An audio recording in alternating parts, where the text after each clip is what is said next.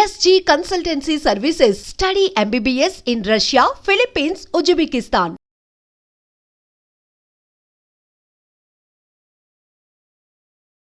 దేవుడు లేడు అని అనుకుంటే కొన్ని వందల వేల సంవత్సరాల క్రితమే అష్టోత్తరాలు, సహస్రాలు, ఖడ్గమాలు ఇవన్నీ పుట్టాయి. అప్పుడు మీరు పుట్టలేదు, నేను పుట్టలేదు. అసలు దేవుడే లేడనుకుంటే వీటన్నింటికీ అర్థం లేదుగా. నాకు పెద్ద క్వశ్చన్ అసలు అర్థం కాని విషయం అదే. కొన్ని వందల వేల సంవత్సరాల క్రితమే ఎన్నో సహస్రాలు, అష్టోత్తరాలు, అవతారాలు, వాటికి ప్రూఫ్లు ఇన్ని కళ్ళ ముందు మనకు కనిపిస్తున్నప్పుడు అసలు దేవుడే లేడని ఎలా నమ్ముతారు మీరు? మీరు అన్నీ కరెక్టే అండి, కానీ ప్రూఫ్లు మటుకు లేవండి. Anyway, I don't want to pick up a quarrel with you. They have value అండి. The value is in the history of religion and in literature. వాటికి లిటరరీ వాల్యూ ఉంది, ట్రూత్ వాల్యూ లేదు. ఓకే, ఇప్పుడు మనిషి యొక్క ప్రయాణంలో the pursuit of the divine has been an important journey. కేవలం ఇక్కడే కాదు కదా, ఈజిప్ట్లో జరిగింది, గ్రీసు సివిలైజేషన్లో జరిగింది, యూరోప్లో జరిగింది, విత్ ఇన్ క్రిస్టియానిటీ జరిగింది, అవుట్ సైడ్ క్రిస్టియానిటీ జరిగింది. రెడ్ ఇండియన్స్ ఎవరినైతే మనం అంటామో రెడ్ ఇండియన్స్ అని వాళ్ళ దగ్గర జరిగింది. Different levels of sophistication. Okay, bhakti literature అవ్వచ్చు, ఫిలసాఫికల్ స్పెక్యులేషన్ అవ్వచ్చు, కానీ దానికి ట్రూత్ వాల్యూ ఉన్నది అని నేను నమ్మను. These are all attempts to pursue. Today the tool of pursuit is in the hands of science, not in poetry. ఒక గొప్ప హిస్టోరియన్ అంటారనమాట, it all starts in poetry and then goes on to become philosophy and finally it become science అని. So మీరు పాతకాలపు literature తీసుకుంటే అది poetry లెవెల్లో ఉంది. వాటిల్లో కొన్ని ఉపనిషత్తులు లాంటి వాటిల్లో it has become philosophy. But philosophy cannot lay claim to truth. When this philosophy become science, then you can come to the truth. Philosophy అంటే డార్క్గా ఉన్న ఒక హ్యూమన్ సిచ్యువేషన్లో అది ఎలా ఉంటుంది అన్న ఆలోచన. అది మొరాలిటీ కావచ్చు, నేచర్ ఆఫ్ రియాలిటీ కావచ్చు. And when knowledge comes, philosophy is not needed anymore. Philosophy is replaced by knowledge. మీకున్న మెంటల్ సాచురేషన్ పాయింట్కి సినిమాని చూస్తారా మీరు అసలు? ఒకప్పుడు నేను సినిమా రివ్యూస్ రాసేవాడిని అండి. అవునా? ఇప్పుడు పరిస్థితి ఏమిటో? ఇప్పుడు చాలా తక్కువ అండి. రీసెంట్గా లాస్ట్ మీ మూవీ ఏది? రీసెంట్ చూసిన movie?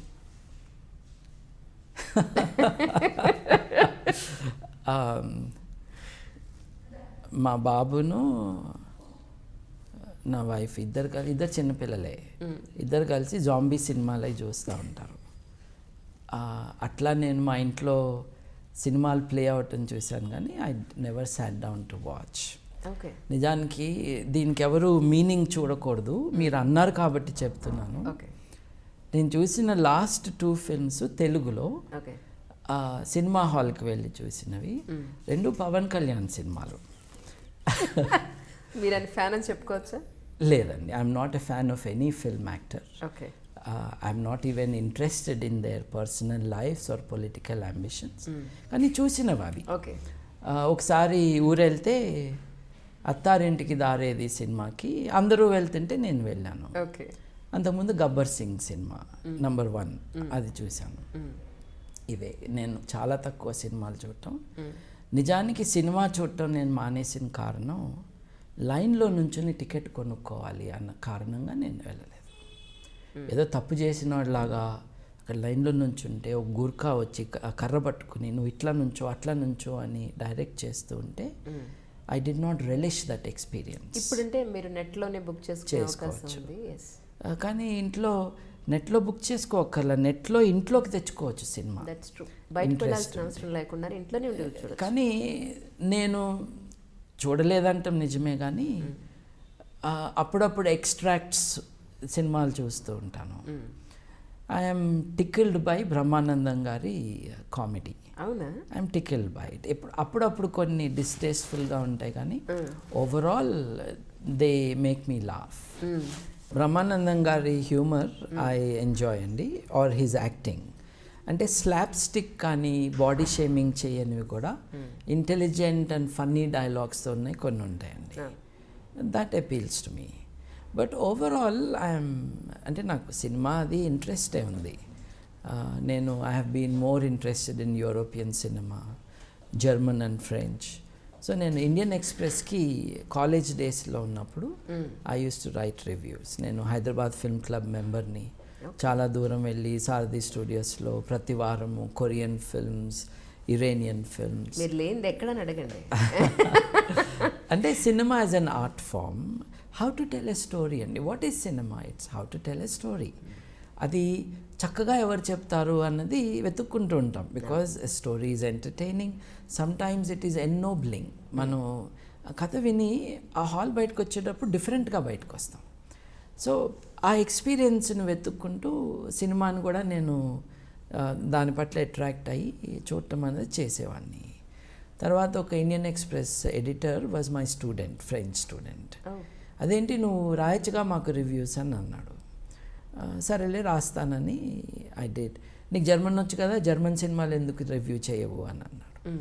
So Fassbinder films, Wim Wender films, అన్ని రకాలు. When we use to organize some of these film retrospectives, ఆ సినిమాటోగ్రఫీ ఏంటి, ఆ ఫిల్మోగ్రఫీ ఏంటి, వీటన్నిటి మీద దృష్టి పెట్టి I would do some unprofessional but interested reviews of these things. మనకేం పెద్ద వచ్చేం కాదు, కాకపోతే భాష వచ్చు కాబట్టి better access to this filmography. అలా అనమాట. ఈ ఎక్స్పోజ్ అయినాక specially Iranian and Korean films అవి చూసినాక Indian films, specially Telugu films చాలా ఇమ్మెచ్యూర్గా ఉంటాయి. సో నేను చూడటం మానేశాను. అంటే వెళ్ళి దెబ్బలు తింటాం దేనికి? They are very very immaturely done. ఆర్ట్లో ఉండాల్సిన సోఫిస్టికేషన్ సినిమాలో కనపట్లేదు. ఎందుకనంటే they are not looking for sophisticated audiences. ఎక్కువ మంది టికెట్లు కొనడానికి ఎవరు వస్తారు అని అనుకుని వాళ్ళు ఇది కోరుకుంటున్నారు అని వీళ్ళు ఇమాజిన్ చేసుకుని they are getting into it. I'm not part of that. So దాంట్లో నేను లేనట్టే సినిమాల్లో. That's how it is. Okay sir, అంటే ప్రస్తుతానికి దళాయిలమ్మ పరిస్థితి ఏంటంటారు మీ ఉద్దేశ ప్రకారం? ఆయనకి 80 ఏళ్ళు వచ్చినాయండి. ఓకే, మళ్ళీ ఎప్పుడు పుడదామా అని ఆలోచిస్తాను. దళాయిలమ్మ గారిది I don't wish to be unkind, ఏదో జోక్గా చెప్పాను. దళాయిలమ్మ గారిని ఒకసారి ఆలోచించండి. ఆయన ఈ శాంభవి తమాషా జరుగుతున్నప్పుడు వెన్ ఐ ఇన్వెస్టిగేటెడ్ 2-3 విషయాలు నా దృష్టికి వచ్చినాయి. దళాయిలామా వారి లిటరేచర్లోనే ఉంది ఇది, వాళ్ళ రెగ్యులర్ పబ్లికేషన్స్లో. ఒకటేమన్నాడంటే, నేను ఈసారి చైనాలో పుట్టను, ఈసారి నేను మేబీ ఇండియాలో పుడతాను. ఏంటండి ఇదన్నా టికెట్ కొనుక్కుని వెళ్ళటమా? నేను చచ్చిపోయినాక ఈసారి చైనాలో పుట్టను, నేను ఇండియాలో పుడతాను. అరుణాచల్ ప్రదేశ్లో డిస్ప్యూటెడ్ టెరిటరీ ఉంది, ఆత్మకి తెలుస్తుందా ఏది డిస్ప్యూటెడో ఏది కాదో? అదన్నాడు. ఏంటి తమాషాగా ఉంది అని. తర్వాత ఏమన్నాడు, మేబీ సౌత్ ఇండియా, అదేదో వెకేషన్ స్పాట్ లాగా సౌత్ ఇండియాలో పుడతానేమో అన్నాడు. తర్వాత మగపిల్లాడిగా పుట్టాల్సిన అవసరం లేదు, ఆడపిల్లగా కూడా పుట్టచ్చు నేను అని అన్నాడు. ఆ తర్వాత ఏమన్నాడు, నేను బతికుండగానే మళ్ళీ పుడతానన్నాడు. తెలివైన వాళ్ళు మీరు ఆలోచించండి, బతికుండగా ఎవరైనా మళ్ళీ పుడతారు? మళ్ళీ పుట్టాను చచ్చిపోవాలి కదండి. శాంభవి కోసం వేసిన స్కెచ్ అది. చైనాలో కాదు, ఇండియాలో, ఇండియాలో సౌత్ ఇండియాలో, అలాగే సౌత్ ఇండియాలో కూడా ఆడపిల్లలాగా నేను బతికుండగానే. అంటే బుద్ధిజం ప్రకారము, వజ్రాయన బుద్ధిజం ప్రకారము, గెలుప నమ్మకాల ప్రకారం కూడా ఇది నాన్ సెన్స్. కామన్ సెన్స్ అవన్నీ పక్కన పెట్టండి. So I had to expose him. ఇది లాజికలీ నేను తెలుసుకుంది. ఇన్వెస్టిగేట్ చేయాలి కదా. I'm not an expert in Dalai Lama, తెలుసుకున్నాను ఈ విషయాలు. అప్పుడు నాకు గార్డియన్ న్యూస్ పేపర్లో ఒక ఆర్టికల్ వచ్చింది. ఒక కుర్రాడు 18 ఏళ్ళు 16 ఏళ్ళు 18 ఏళ్ళు ఆ ఏజ్లో ఒక కుర్రాడు ఆర్టికల్ రాశాడు. Mamma why should I be a lama అని. అంటే దలై లామా, ఇది లామాస్ అన్నది ఒక స్పిరిచువల్ రిలీజియస్ సెక్ట్ కదా, they are the leaders. Sect అంటే కంటే దే ఆర్ లీడర్స్. నేను లామాగా ఎందుకు ఉండాలి అని స్పెయిన్లో ఉన్న ఒక యువకుడు వాళ్ళ అమ్మని అడుగుతున్నాడు. స్టోరీ ఏంటంటే 14 రోజుల వయస్సులో దలై లామా దగ్గరికి బుద్ధిస్టులుగా మారిన వైట్ స్పానిష్ పీపుల్ ఆయన దగ్గరికి ఈ బిడ్డను తీసుకెళ్తే ఐ కెన్ రికగ్నైజ్ చచ్చిపోయిన ఆ ఫలానా లామా ఈ అబ్బాయే అని ఈ 14 నెలల పసికందుని, 14 రోజుల పసికందుని, దిస్ ఇస్ అ స్పిరిచువల్ లామా అంటే ఇచ్చేశారు ఆయనకి. My God. ఆయనకి ఇచ్చేస్తే ఆయన తీసుకుపోయి ఎక్కడో పెట్టి ఆ పిల్లాడికి బుద్ధిజంలో ఇండాక్ట్రినేషన్ అనండి, బ్రెయిన్ వాషింగ్ అని చేస్తే ఆ పిల్లాడి 14-15 ఏళ్ళు వయసు వచ్చేటప్పటికి కొంచెం జ్ఞానం, ఆ బ్రెయిన్ వాషింగ్కి అతను పూర్తిగా లొంగిపోయిన కారణంగా ఆ స్పృహతో ఇదేంటి అసలు నేను ఇది చేయటం ఏంటి, నేను మనిషిని కాదా, అందరిలాంటి వాడిని కాదా, నన్ను తీసుకొచ్చి దీంట్లో బంధించేశారేంటి. ఈయనలాగా చాలామంది పిల్లలు ఉన్నారు ఒరిస్సాలో. సో ఒక ఫార్మ్ పెట్టారనమాట, కోళ్ళ ఫార్మ్ లాంటిది, ఫార్మ్ ఆఫ్ లామాస్. చిన్న చిన్న పిల్లల్ని తీసుకుపోయి అక్కడ పెట్టి వేరే వాళ్ళతో సంబంధం లేకుండా ఆత్మలు ఉంటాయని, టెలిపతి ఉంటుందని ఇట్లా కోచ్ చేస్తున్నారు పిల్లల్ని. బ్రెయిన్ వాషింగ్ అంటారు దీన్ని.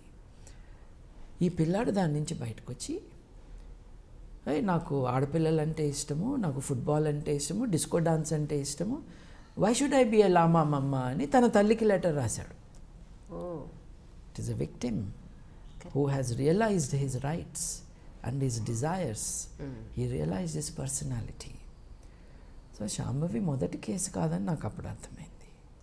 తర్వాత ఈ పిల్లాడు కూడా ఒక్కడే కాదు, అతను ఓజెల్ తోరెస్, లామా ఓజెల్ తోరెస్. లామా ఓజెల్ తోరెస్ ఒక్కడే కాదు, ఇంకా ఎక్కువ మంది ఉన్నారు ఇంతని చుట్టూ అన్నది కూడా అర్థమైంది. సో నేను హ్యూమన్ రైట్స్ కమిషన్కి ఇచ్చిన పిటిషన్లో ఈ విషయాలన్నీ రాసి దలై లామా ఇంకెవరి గురించి, ఇంకా ఎవరిని దీంట్లో ఇన్వాల్వ్ చేశాడు, ఆ పిల్లల ఫార్మ్ ఎక్కడుంది, ఈ లామా ఫార్మ్ అన్నది కనుక్కోమని అడిగాను. ఓకే. దాని మీద చర్యలు తీసుకోలేదు సుభాషణ్ రెడ్డి గారు. కానీ నాకు ఒక సీనియర్ పోలీస్ ఆఫీసర్ గారు ఫోన్ చేసి, దలై లామా కనుక నంద్యాల వస్తే మీరు చెప్పినవన్నీ కూడా హ్యూమన్ రైట్స్ వైలేషన్సే కాబట్టి మీరు కేసు పెట్టండి, నేను కేసు రిజిస్టర్ చేస్తాను అని వెరీ సీనియర్ ఐపీఎస్ ఆఫీసర్ నా నంబర్ తీసుకుని ఆయన, my number is not publicly available, but of course if you want to find it you will. ఆయన ఫోన్ చేసి నాకు అష్యూరెన్స్ ఇచ్చారు. ఆయనే కాదండి, హండ్రెడ్స్ ఆఫ్ పీపుల్ ఈ 1.5-2 ఏళ్లలో పబ్లిక్ ఎడ్యుకేషన్ ఏదైతే చేస్తున్నానో, my question was very simple. Shambhavi బడిలోనా గుడిలోనా? ఇంకొకళ్ళ బిడ్డ గురించి మీరు అనుకుంటున్నారు, మీ బిడ్డల గురించి ఆలోచించండి. మీరు బడికి పంపిస్తారా, లేకపోతే పునర్జన్మ అని నమ్ముతున్నది నా బిడ్డ అని మీరు హాస్పిటల్కి తీసుకెళ్లకుండా గుడిలో కూర్చోబెడతారా అని. అది ఒక్కడనే చేశానా అంటే ఒక రకంగా ఒక్కడనేనండి. అప్పట్లో నంద్యాలకు వెళ్ళటం, నంద్యాలకు నేను వెళ్తున్నాను అని నా క్లోజ్ కొలీగ్స్ 2 ఆర్గనైజేషన్స్కి నేను ఫోన్ చేసి చెప్పాను.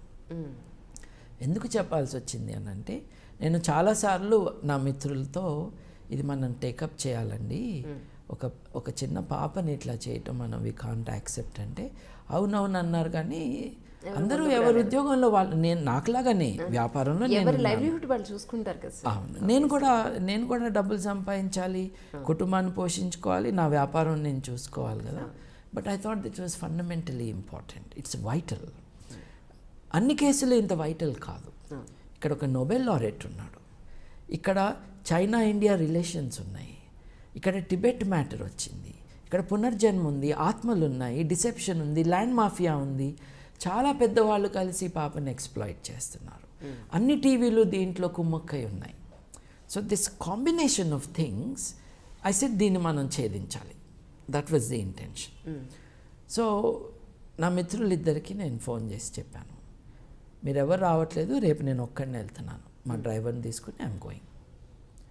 1 గంట లోపల మిత్రులిద్దరూ ఫోన్ చేశారు, నువ్వు ఒక్కడివే వెళ్తే డేంజర్ అని మేము అనుకుంటున్నాం. నీ తరపున నీతో ఉండటానికి. అసలు ఎవరండి ఈ రోజుల్లో వేరే మనిషి కోసం ఆలోచించే వాళ్ళు ఎవరు ఈ రోజుల్లో చెప్పండి? వాళ్ళు నా గురించి ఆలోచించారు, నేను ఆ పాప గురించి ఆలోచించాను. మదివాడ రామబ్రహ్మం గారు, అట్లాగే కేవీఆర్ గారు. కేవీఆర్ గారు చాలా గట్టిగా ఉంటాడు, ఆయన 10 మందిని ఒక్క దెబ్బతో లేపేయగలడు. ఆయన వచ్చారు. రామబ్రహ్మం గారు కూడా మారల్ సపోర్ట్కి నాతో వచ్చారు. కర్నూల్లో మధుసూదన్ అడ్వకేట్ గారు, వాళ్ళు మాతో చేయగలిపారు. నంద్యాలకు వెళ్ళాము. పాపని గవర్నమెంట్ అపాయింటెడ్ కమిషన్ ద్వారా పాపకి నిజంగా శక్తులు ఉన్నాయా అని తెలుసుకోవాలి. ఓకే. చక్కగా ఆడుకుంటున్న పాపని తీసుకెళ్ళి ఒక గవర్నమెంట్ ఆఫీసర్ ముందు కూర్చోబెట్టారు. నీ పేరేంటమ్మా అన్న దానికి ఆన్సర్ తప్పిస్తే మిగతా ఏమీ ఆమె చెప్పలేదు. కొంచెం జంకు, అందరూ జనం చుట్టూ. The child was shown to have ordinary everyday capacities of every other 6-year-old child. Okay. ఈ పాపకి ఎటువంటి అతీత శక్తులు లేవు అని అప్పుడు గవర్నమెంట్ అపాయింట్ చేసిన కమిషన్ చెప్పింది. అదంతా అయిందనమాట. తర్వాత జస్టిస్ సుభాషన్ రెడ్డి గారు, it's an extraordinary order. I'm proud that the order takes my arguments and my language in my arguments. Okay. ఒక పాపకి, ఒక బిడ్డకి అతీత శక్తులు ఉన్నాయని మీరు చెప్పటం ఆ బిడ్డ యొక్క మానవ హక్కుల ఉల్లంఘన అని ఆయన ఇచ్చారు. Attribution, this is my argument, this is my language. నా పిటిషన్లో ఉన్నది అది. Attribution of non existent powers to a child will keep the child from progressing as a normal human being. ఆ చైల్డ్ బ్రెయిన్ వాషింగ్ అయిపోయింది, వాస్తవంతో సంబంధం లేదు. ఆ పాపని మీరు కాపాడాలి, సైకలాజికల్గా రీహాబిలిటేట్ చేయాలి. ఆ పాపకి psychiatric and clinical psychologist help కావాలి. నేను కళ్ళు మూసుకుని ఆలోచిస్తే ఎవరికో ఫోన్ రింగ్ అవుతుంది అని అనుకోకూడదు మెదడులో. That is what telepathy is, right? Back to reality తీసుకురావాలి. ఇది నేను అడిగినవన్నీ చెప్పలేదు, కానీ నేను చెప్పిన వాటిల్లో పవర్ఫుల్ పాయింట్స్ని సుభాషన్ రెడ్డి గారు for the first time in the world's jurisprudence he affirmed that the child's rights are more important than religious beliefs when they have no connection with the reality.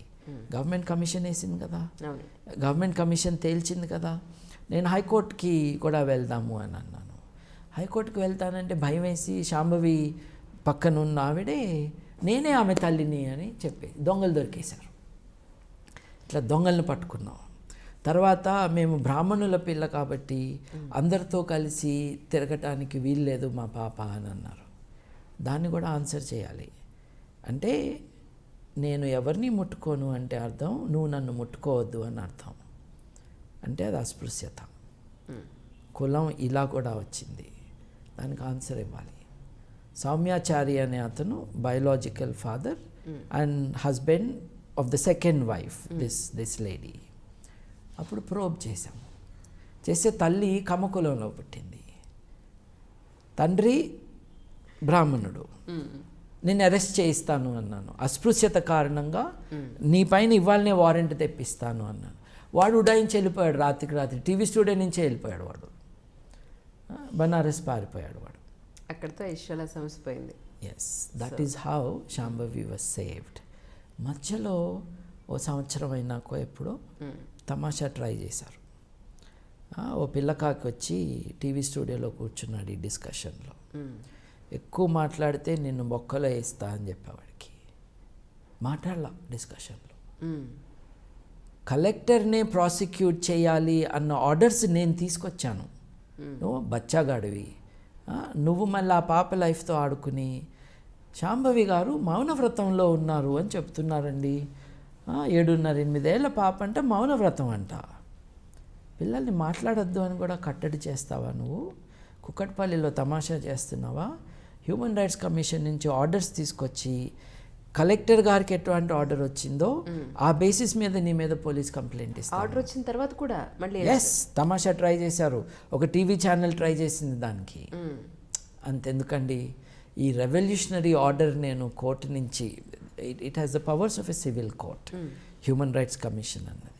నేను తీసుకొస్తే ఆ రోజు నన్ను ఇంటర్వ్యూ చేయకుండా ఓడిపోయిన పార్టీ లాయర్తో మాట్లాడారు ఛానల్స్ వాళ్ళు. మేము తప్పు చేస్తున్నాము అన్నది వాళ్ళకి తెలవటమే కాకుండా ఆ కుతంత్రంలో మళ్ళీ ఈయన తీసుకొస్తే ఈయన తిడతాడని భయమేసి ఓడిపోయిన వాళ్ళని కూర్చోబెట్టి ఇప్పుడు చెప్పండి మీరేం చేస్తారు. అది మనుషులను రెచ్చగొట్టడం అనాలా, లేకపోతే జరిగిన సిచ్యువేషన్ చేసుకోవడం అంటారా? మనుషులుగా స్పృహ లేని వాళ్ళు మీడియాని శాసిస్తున్నప్పుడు ఇలాగే ఉంటుంది. ప్రతి స్కాండల్లోనూ ఒక స్టోరీ వెతుక్కునే వాళ్ళు ఉంటే ఇట్లాగే ఉంటుంది. Not that everyone is like that. No, I don't mean everyone is that way. If everyone is like that, I would not be sitting in so many TV channels. Correct. So it should not be seen as a blanket condemnation of everyone. కానీ జంకారు అసలు ఎలా ఉండాలి? సెలబ్రేషన్గా ఉండాలి. Plus I was the first one in this country. Subhash Reddy garu అవకాశం ఇచ్చారు కాబట్టి the first one to invoke the right to education, right to compulsory and free education. ఏంటండి కంపల్సరీ అంటారు, ఫ్రీ అంటారు అని ఒక question. Free for the child, compulsory for the state. ప్రతి పిల్లని స్కూల్లో కూర్చోబెట్టే బాధ్యత డిస్ట్రిక్ట్ కలెక్టర్ది, కంపల్సరీ ఫర్ దెమ్. చార్జ్ ఏది ఉండకూడదు గవర్నమెంట్ స్కూల్లో, ఇట్ షుడ్ బి ఫ్రీ అన్నది పాపకు కానీ బాబుకి కానీ.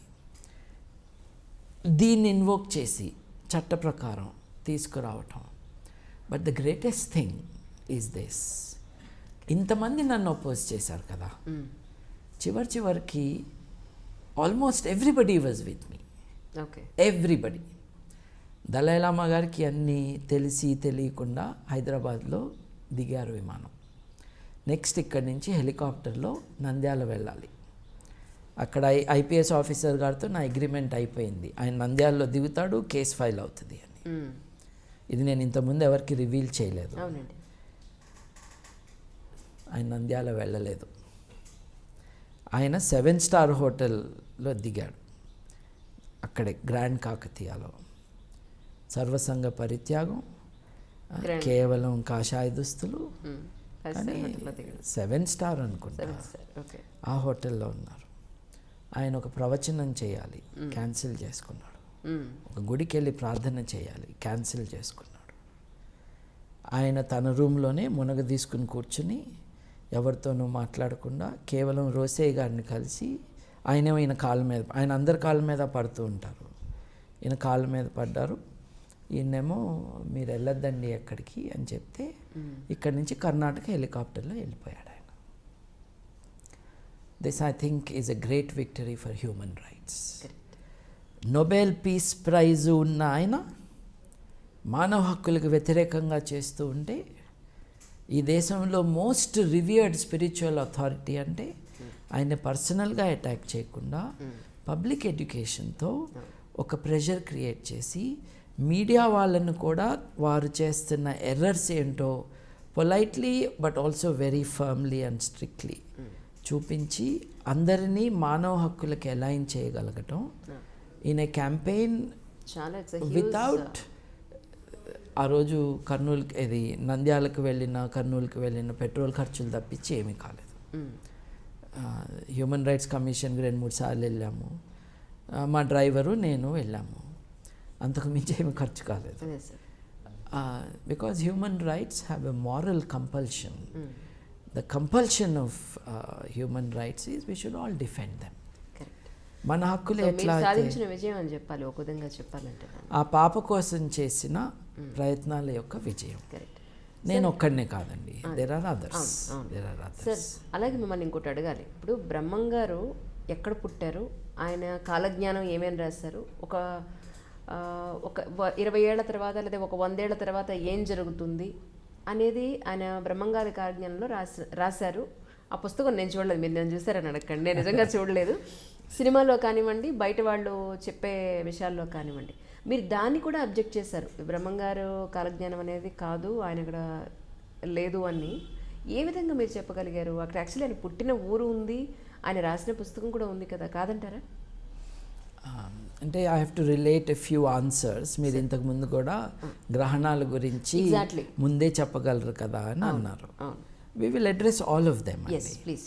బ్రహ్మం గారి కంటే ముందు పుట్టిన ఆయన పేరు నోస్ట్రడామస్. ఆయన సైన్స్లోకి వెళ్ళారు. లేదు, నోస్ట్రడామస్ సైన్స్ ఏమీ లేదు. నోస్ట్రడామస్ అనే ఆయన ఫ్రాన్స్లో పుట్టిన ఒక astrologer who was also a physician, అప్పటి డాక్టర్. Okay okay. నోస్ట్రడామస్ ఇచ్చిన ప్రెడిక్షన్సే అన్నీ నిజమైనాయి. ఆయన హిట్లర్ రాకను కూడా ముందే చెప్పాడు, ప్రపంచ యుద్ధాన్ని కూడా చెప్పేశాడు ఆయన. మీరు నమ్మారా ఆ విషయాన్ని? అదే చెప్తున్నాను. ఎలా సాధ్యం అవుతుంది, ఎప్పుడు ఏది జరుగుతుంది అని ఇన్వెస్టిగేట్ చేశారు. నేను చేయలేదు, ఆల్రెడీ చేసిన వాళ్ళు ఉన్నారు. దాంట్లో తేలింది ఏమిటి అని అంటే, నోస్ట్రడామస్ ఒక ఇంటాలరెంట్ సొసైటీలో ఉన్నప్పుడు తను రాసింది ఎవరైనా క్లియర్గా అర్థం చేసుకుంటే చంపేస్తారని, అప్పుడు చర్చ్ ప్రతి ఒక్కరిని చంపేస్తూ ఉండేది. ఇప్పుడు ఆఫ్ఘనిస్తాన్లో కూర్చొని కవిత్వం రాస్తా అంటే వాళ్ళు కుదురుతుందా? తాలిబాన్ వాళ్ళు లేపేస్తారు. అట్లాంటి టెరిబుల్ కండిషన్స్ ఫ్రాన్స్లో ఉండేవి. క్యాథలిక్ ప్రొటెస్టెంట్ ఐడెంటిటీస్తో ఇబ్బంది. ఈయనేమో ఇంగ్లాండ్లో ఉన్న ప్రొటెస్టెంటిజం వైపు మొగ్గు చూపుతూ ఉండేవాడు నోస్ట్రడామస్. ఆయన తన కంటెంపరీ ఈవెంట్స్నన్నీ కూడా అర్థమయ్యి కాని భాషలో, ఈ కాథ్రా అనే ఫ్రెంచ్లో 4 పాదాల కవిత్వం అది రాస్తూ ఉండేవాడు. దాంట్లో హిస్టర్ అన్న పదాన్ని వాడాడు. హిస్టర్ని పట్టుకుని హిట్లర్ అన్నారు. కానీ హిస్టర్ అన్నది ఒక భౌగోళిక ప్రాంతం. ఏదైనా విషయం జరిగితే ఆయన రాసిన దాంట్లో దీనికి సిమిలారిటీ ఉంటే దాన్ని దీనికి అన్వయించుకోవటం, అడాప్ట్ చేయటం అన్నది చేశారనమాట. ఫైనల్గా తేలింది ఏంటి అని అంటే, కంటెంపరీగా జరుగుతున్న విషయాలు ఇంతకుముందు జరిగిన విషయాల్ని తీసుకొచ్చి దాన్ని ఫ్యూచర్లో మాట్లాడినట్టుగా చెప్పారు అని. ఇది 9/11 గురించి కూడా ఆయన చెప్పాడు. 911 అని ఉంది అని ఆయన రాసిన దాంట్లో చెప్పారు. నిజంగా నోస్ట్రడామస్ 911 రాశాడు. ఓకే. కానీ 911 అంటే అర్థం ఏంటి? 911 అంటే అర్థం 9th month September 11th date అని కాదండి. 911 ఇయర్ అండి, అంతే. ఓకే. ఆయన క్లియర్గా 911 అని రాస్తే నువ్వు దాన్ని అంతా వేరే అర్థాలు చెప్పటం దేనికి? ద ఇయర్ 911లో Normans, north people will attack అని ఈయన రాశాడు. But they have already attacked కదా. ఈయన 1500లో కదా పుట్టింది. సో పాస్ట్నంతా ఫ్యూచర్గా రాశాడు ఆయన, భయమేసి చంపేస్తారని. సో దీన్ని 9/11గా ఇది అన్వయించారు కదా. యాక్చువల్లీ ఒక Canadian research student, PhD scholar, ఆయన ప్రాఫెసీస్ మీద తన పిహెచ్డి, ఫ్యూచర్ చెప్పటం ఇదంతా దాని మీద పిహెచ్డి అయింది. దాంట్లో తమాషాగా ఈయన తను ఒక ప్రెడిక్షన్ రాశాడు. రాసి నోస్ట్రడామస్ చెప్పాడు అని రాశాడు. సో 9/11 అటాక్ జరిగినప్పుడు చూడు నోస్ట్రడామస్ అప్పుడే చెప్పాడు అని అందరు మొదలుపెట్టారు. నేను రాశాను ఆయన పేరుతో అని అతను ఇప్పుడు రివీల్ చేశాడు ఆ ప్రెడిక్షన్ని, సో కాల్ ప్రెడిక్షన్ని. అలాగే డిఫరెంట్ అదర్ వర్డ్స్ బై నోస్ట్రడామస్ని ప్రతి డిజాస్టర్కి అన్వయించుకోవటానికి ప్రయత్నం చేశారు. ఎటువంటి ప్రయత్నం అంటే, నోస్ట్రడామస్ అన్నదే నిజమైందని మొదటి ప్రపంచ యుద్ధంలో చెప్పారు. రెండో ప్రపంచ యుద్ధానికి కూడా అదే పట్టుకొచ్చి ఇదిగో చెప్పాడని అన్నారు. ఆ తర్వాత 9/11 అటాక్ కూడా అదే అని చెప్పారు. అంటే కెనేడియన్ది కాకుండా ఇతను రాసిన ఒక డిజాస్టర్ ఇది.